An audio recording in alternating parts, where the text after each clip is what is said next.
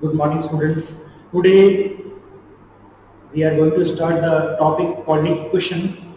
Quadratic equations क्या होती है स्टूडेंट्स, इसको कैसे सॉल्व करते हैं, इसके क्या नेचर है, क्या इसका यूज है, इसके बारे में स्टडी करेंगे स्टूडेंट्स।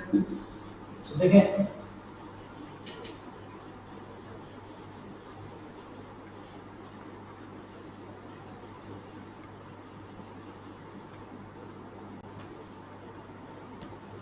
देखिए स्टूडेंट्स, क्वाड्रेटिक इक्वेशंस का जनरल फॉर्मेट क्या है स्टूडेंट्स, कैसे बच्चे पहचानेंगे कि क्वाड्रेटिक इक्वेशन किस तरह से होती है, किस तरह से दिखती है, क्या उसका यूज होता है। देखिए स्टूडेंट्स, क्वाड्रेटिक इक्वेशन किस तरह से है, इसका ax² + bx + c = 0, ये इसका जनरल फॉर्मेट है student. ax² + bx + c = 0, it is a quadratic equation. Quadratic equation का मतलब ये हुआ students, highest power of the variable क्या होगा, 2 होगा, और 2 के साथ साथ यहाँ पे जो a है वो कभी भी 0 के इक्वल नहीं होगा। यहाँ पे डिग्री क्या होगी स्टूडेंट्स, डिग्री 2 होगी, और यहाँ पे a जो है वो कभी 0 के इक्वल नहीं होगा। इन दो बातों को आपको याद में रखना है, ध्यान में रखना है स्टूडेंट्स। बाकी चीजें इंपॉर्टेंट नहीं है जितना कि ये दो चीजें इंपॉर्टेंट है। यहाँ पे डिग्री यहाँ पे 2 होनी चाहिए और a जो है वो 0 के इक्वल होना चाहिए। इस कंडीशन में देखेंगे अभी आप x² = 0 लिख दूं मैं तो भी ये क्वाड्रेटिक इक्वेशन है। अगर मैंने लिखा x² + bx = 0, ये भी क्वाड्रेटिक इक्वेशन है, और मैंने लिखा x² + c = 0, तो ये क्वाड्रेटिक इक्वेशन है। यहाँ पर आप देखेंगे कि abc जो है वो क्या है, real number. abc real number students, तो ये आपका होता है क्वाड्रेटिक इक्वेशंस को। क्वाड्रेटिक इक्वेशन का आइडेंटिफाई कैसे करेंगे, आइडेंटिफाई बच्चा कैसे करेगा कि ये क्वाड्रेटिक इक्वेशन है या नहीं है। ठीक है, ABC यहाँ पे क्या है, what is the ABC here, ABC यहाँ पे रियल नंबर स्टूडेंट, ये आपको याद रखना है।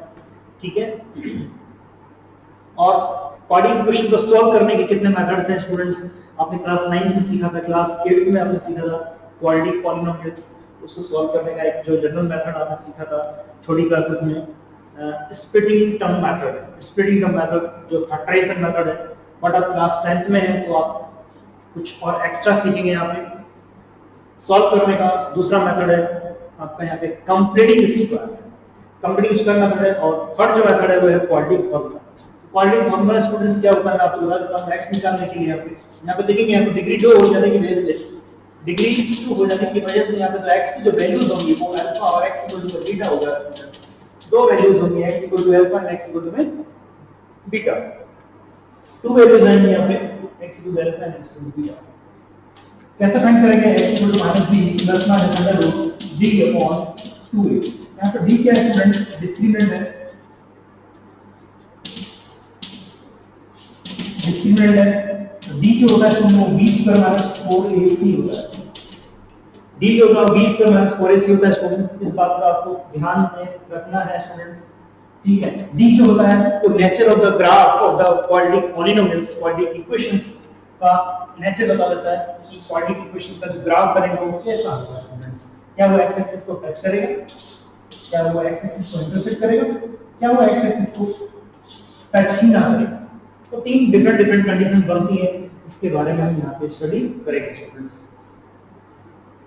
ओके, सो यहाँ पे अभी आप देख रहे हैं a is if a is greater than 0, ऐसी कंडीशन में स्टूडेंट्स क्या होता है, जो ग्राफ होता है वो x एक्सिस को अपवर्ड डायरेक्शन में बनेगा। ओके, और अगर d is greater than 0 students, इसका मतलब ये हुआ कि जो ग्राफ है, कर्व है, वो कर्व x एक्सिस को दो डिफरेंट पार्ट्स पे इंटरसेक्ट करेगा। तो ये सब चीजें स्टूडेंट्स आप इसमें सीखेंगे। ओके,